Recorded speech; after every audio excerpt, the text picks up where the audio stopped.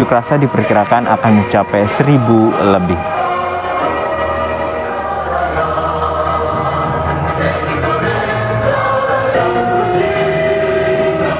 Lalu apa saja tuntutan pekerja yang menggelar aksi unjuk rasa di depan kantor Kementerian Ketenagakerjaan? Kita tanyakan langsung pada jurnalis Kompas TV Agi Kurniasandi. Agi, terkait dengan polemik pencairan JHT atau jaminan hari tua di usia 56 tahun, apa saja desakan yang disuarakan oleh kelas pekerja ataupun kelas buruh kali ini?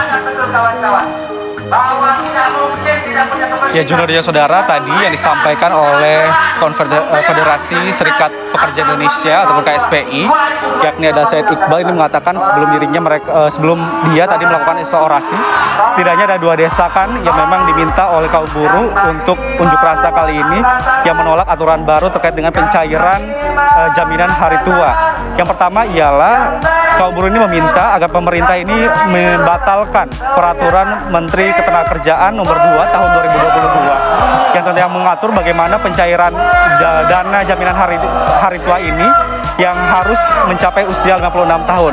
Hal tersebut dinilai oleh para kaum buruh ini tidak sesuai dengan apa yang seharusnya terjadi. Dinilai juga berpolemik karena tidak berpihak kepada kaum buruh. Karena dinilai oleh para kaum buruh sendiri bahwa jaminan hari tua tersebut merupakan uang yang telah dikumpulkan oleh kaum buruh selama bekerja. Kemudian jika nantinya harus menunggu sampai 56 tahun, ini dinilai telah merusak hak-hak buruh untuk mendapatkan uang yang telah dikumpulkannya. Yang disampaikan juga ternyata bahwa uang jaminan hari tua tersebut berasal dari iuran dari pekerja, bukan dari pemerintah, sehingga tidak ada hak pemerintah untuk mengatur kapan jaminan hari tua itu harus diambil ataupun diatur sampai dengan usia 56 tahun. Sehingga yang diminta oleh kaum buruh ini, pemerintah harus membatalkan peraturan Menteri Ketenagakerjaan nomor 2 tahun 2002 tersebut. Kemudian juga disampaikan oleh Said Iqbal bahwa dirinya ataupun pihaknya dari KSPI ini telah mengirimkan surat kepada Presiden Joko Widodo terkait dengan hal ini, bahwa meminta agar Presiden Joko Widodo ini memerintahkan Menteri Ketenagakerjaan Ida Fauzia untuk segera membatalkan aturan tersebut. Kemudian meminta agar Permenaker nomor 19 tahun 2015 yang sebelumnya diberlakukan, ini diberlakukan kembali. Alasannya karena pada aturan lama tersebut disampaikan bahwa jaminan hari tua ini bisa dicairkan oleh pekerja sebulan setelah dirinya di PHK ataupun mengundurkan diri di perusahaan. Sehingga dia yang dinilai menguntungkan bagi para buruh. Dan dari tadi juga Said Iqbal mengatakan akan memberikan waktu selama 2 minggu ke depan agar pemerintah ini membatalkan Permenaker nomor 2 tahun 2022 ini. Kemudian yang kedua tuntutan atau desakannya ialah meminta agar Presiden Joko Widodo ini segera mengganti Menteri Ketenagakerjaan ataupun Ida Fauzia. Alasannya, kebijakan-kebijakan yang sebelumnya telah dikeluarkan oleh Ida Fauzia ataupun Menaker ini dinilai hanya mementingkan kepentingan dari pengusaha saja, sedangkan tidak mementingkan kepentingan dari buruh. Sehingga yang diminta oleh para kaum buruh ini agar Menteri Ketenagakerjaan Ida Fauzia ini segera digantikan oleh Presiden Joko Widodo, dan juga agar memperbaiki bagaimana kebijakan-kebijakan yang nantinya dikeluarkan bisa memihak kepada kaum buruh. Kemudian juga sampai saat ini, Juno dan saudara, memang kaum buruh ini sudah tiba di lokasi ataupun tepatnya di depan gedung Kementerian Ketenagakerjaan sejak pukul 10 tadi. Kemudian juga terpantau semakin siang semakin banyak sekali kaum buruh yang berdatangan dari se-Jabodetabek, dan rencananya juga nanti siang sekitar pukul 2 atau pukul 3 sore para buruh ini akan berjalan ataupun berpindah lokasi ke kantor BPJS Ketenagakerjaan untuk menyampaikan suara yang sama, meminta agar peraturan Menteri Ketenagakerjaan nomor 2 tahun 2022 ini segera dibatalkan dan dikembalikan kepada peraturan Kementerian Ketenagakerjaan nomor 19 tahun 2015 yang memang memperbolehkan jaminan hari tua ini bisa dicairkan sebelum umur 56 tahun. Juno. Lalu saat ini bagaimana pengamanan terhadap jalannya aksi unjuk rasa? Lalu bagaimana pula upaya untuk mengurai kerumunan demi mencegah potensi penularan virus corona?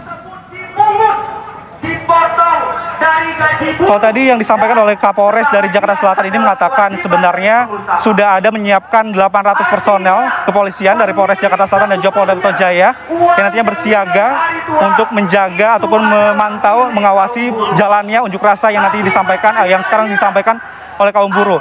800 tersebut ini dibagi menjadi 2. satu di area ataupun kawasan Kementerian Ketenagakerjaan di area Jalan Gatot Subroto, dan sebagian lagi berada di kawasan kantor pusat dari BPJS Ketenagakerjaan.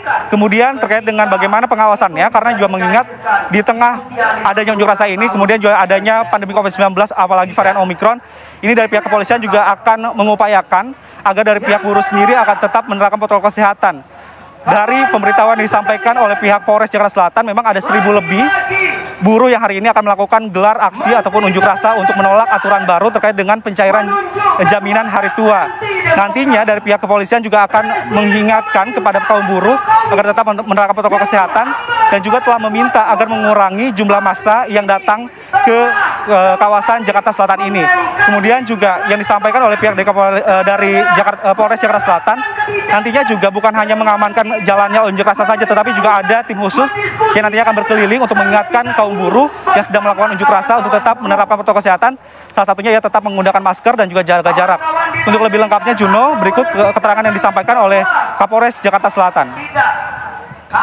Jadi dari kami sendiri sebenarnya kami sudah menyampaikan juga kepada pihak mereka untuk bisa mengurangi. Jadi jumlah ini memang sudah jauh berkurang, dan kita juga sudah mengingatkan terkait dengan situasi saat ini di mana Jakarta ini masih pada level PPKM 3, sehingga kita juga mengingatkan bahwa saat ini pandemi masih ada, sehingga nantinya dalam cara bertindak yang kami lakukan, selain kami mengamankan mereka, kami juga menghimbau kepada mereka untuk selalu mentaati protokol kesehatan. Nanti ada petugas-petugas kami yang selalu atau berputar membawa papan untuk penyampaian himbauan-himbauan tersebut. Ya, semoga ya ini tidak menjadi klaster baru sehingga tidak menjadikan penularan kepada banyak orang yang lain. Sampai saat ini juga, Junardio saudara, belum ada rekayasa lalu lintas yang dilakukan oleh pihak dari kepolisian terkait dengan nantinya bagaimana pengaturan lalu lintas di Jalan Gatot Subroto Jakarta Selatan. Karena alasannya dari pihak kepolisian ini telah memberikan ruang khusus untuk pengunjuk rasa ataupun kaum buruh untuk menyampaikan pendapatnya. Tepatnya adalah di depan pintu gerbang dari kantor Kementerian Ketenagakerjaan Republik Indonesia. Tetapi jika nantinya jumlah unjuk rasa ataupun buruh ini semakin tambah banyak begitu hingga keluar dari area yang telah disediakan, tentu rekayasa lalu lintas juga akan dilakukan oleh pihak dari kepolisian. Kemungkinan besar situasional jika nantinya akan membeludak begitu banyak massa yang datang, nantinya dari arah Gatot Subroto ini akan ditutup untuk mengarah ke Cawang. Tentu ini situasional melihat bagaimana situasi yang terkini yang terjadi pada saat penyampaian unjuk rasa terkait dengan penolakan aturan baru pencairan jaminan hari tua. Juno. Baik, terima kasih rekan Agi Kurniasandi terkait dengan aksi unjuk rasa penolakan Permenaker nomor 2 tahun 2022 terkait dengan pencairan uang JHT di usia 56 tahun. Dan saudara, polemik tentang pencairan jaminan hari tua saat pekerja berusia 56 tahun terus bergulir. Selain petisi daring yang terus digalang, Serikat Pekerja mengirimkan surat ke Presiden untuk mencabut Permenaker nomor 2 tahun 2022 serta desakan mengganti Menteri Ketenagakerjaan. Pemerintah belum lama ini merevisi peraturan tentang tata cara dan persyaratan pembayaran manfaat jaminan hari tua. Dalam peraturan Menteri Tenaga Kerja nomor 2 tahun 2022, jaminan hari tua baru bisa dicairkan saat pekerja berusia 56 tahun. Gelombang penolakan terhadap aturan baru ini pun datang. Tercatat, ratusan ribu orang telah menandatangani petisi daring untuk membatalkan aturan tersebut. Surat berisi penolakan telah dilayangkan Konfederasi Serikat Pekerja Indonesia atau KSPI kepada Presiden Joko Widodo. KSPI menilai dana JHT sangat dibutuhkan oleh pekerja yang terkena PHK atau pensiun dini untuk bertahan hidup, sebab sudah tidak memiliki pendapatan lagi. Tak cuma menyurati Presiden, KSPI juga menyebut seluruh serikat pekerja di Indonesia akan menggelar unjuk rasa. Mereka membawa dua tuntutan, yakni mencabut Permenaker nomor 2 tahun 2022, serta mendesak Presiden untuk mengganti Menteri Ketenagakerjaan Ida Fauziah.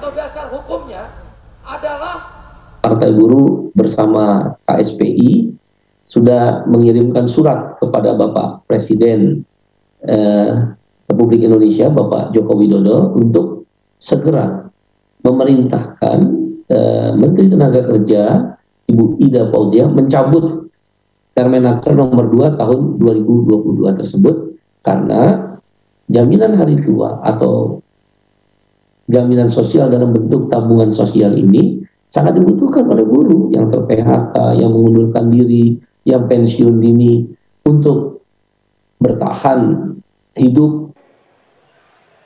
Menanggapi desakan ini, Ketua DPR Puan Maharani meminta pemerintah meninjau ulang Peraturan Menteri Tenaga Kerja tentang pemanfaatan jaminan hari tua yang mengatur bahwa JHT baru bisa dicairkan 100% saat pekerja berusia 56 tahun. Puan menegaskan JHT merupakan hak pekerja yang diperoleh dari pemotongan gaji para pekerja, bukan dana yang diberikan oleh pemerintah. Perlu diingat, JHT bukanlah dana dari pemerintah melainkan hak pekerja pribadi karena berasal dari kumpulan potongan gaji teman-teman pekerja termasuk buruh. Kebijakan itu sesuai peruntukan JHT, namun kurang sosialisasi dan tidak sensitif terhadap keadaan masyarakat khususnya para pekerja, kata Ketua DPR Puan Maharani lewat keterangan resminya. Lalu, apa yang mendasari peraturan baru soal jaminan hari tua atau Jamsostek terbit? Menteri Ketenagakerjaan menyebut alasan program jaminan hari tua baru bisa dicairkan di usia 56 tahun untuk melindungi peserta saat menginjak masa tua dan tidak lagi produktif. Jika dapat dicairkan saat usia produktif, maka program tak sesuai dengan tujuan perlindungan hari tua. Ida Fauziah juga mengklaim Permenaker telah melalui proses panjang pembahasan dengan berbagai pihak. Setelah melalui proses dan waktu yang cukup panjang dalam pembahasannya, Permenaker ini dikeluarkan tentunya setelah mempertimbangkan hasil kajian dan hasil diskusi maupun konsultasi dengan berbagai pihak.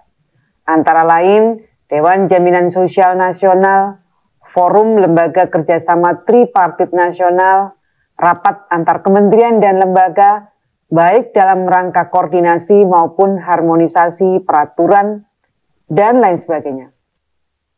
Lalu pertanyaannya kini, benarkah dana Jamsostek sepenuhnya ditahan sampai pekerja berusia 56 tahun? Faktanya, dana JHT bisa cair 30% untuk kepemilikan rumah. Tetapi di masa pandemi ini, apakah benar ini kebutuhan yang paling mendesak? Memang, mengembalikan tujuan awal jaminan hari tua adalah baik, membantu pekerja memiliki dana di masa pensiun. Tetapi pemerintah juga wajib memahami psikologis pekerja. Bagi mereka yang berpenghasilan pas-pasan, tabungan JHT menjadi bantalan sosial ketika mereka kehilangan pekerjaan. Karena utuh dan sifatnya segera, uang tabungan bisa dipakai untuk menyambung hidup, membayar utang, membuka usaha, dan mencukupi kebutuhan lain yang selama ini sulit dipenuhi. Seolah menjawab tuntutan pekerja, Kemenaker menyiapkan program pengganti pencairan dana JHT sebelum usia 56 berupa program jaminan kehilangan pekerjaan atau JKP. Dengan JKP, pekerja yang di PHK atau kehilangan pekerjaan mendapat uang tunai paling lama 6 bulan, pelatihan gratis, serta akses lowongan kerja. Bagaimana simulasi skema tunai selama pekerja menerima manfaat JKP? Jika gaji maksimal adalah 5 juta, maka dalam 3 bulan pertama peserta akan menerima 45% dari gaji. Totalnya mencapai Rp6.750.000. Lalu bulan ke-4 sampai ke-6 hanya 25%. Totalnya adalah Rp3.750.000. Problemnya kini, berapa banyak pekerja yang punya penghasilan 5 juta? Banyak yang hanya separuhnya atau lebih rendah. Yang perlu jadi catatan adalah program JKP baru berlaku 22 Februari mendatang, sehingga efektivitasnya belum teruji. Tugas berat pemerintah kini adalah meyakinkan pekerja bahwa aturan baru ini memang punya manfaat sesuai namanya. Masyarakat butuh kejernihan, transparansi dari pemerintah, alasan menahan JHT, serta jaminan uang JHT itu tidak hilang. Terlebih, peraturan baru soal JHT ini akan berlaku pada Mei mendatang. Tim Liputan Kompas TV.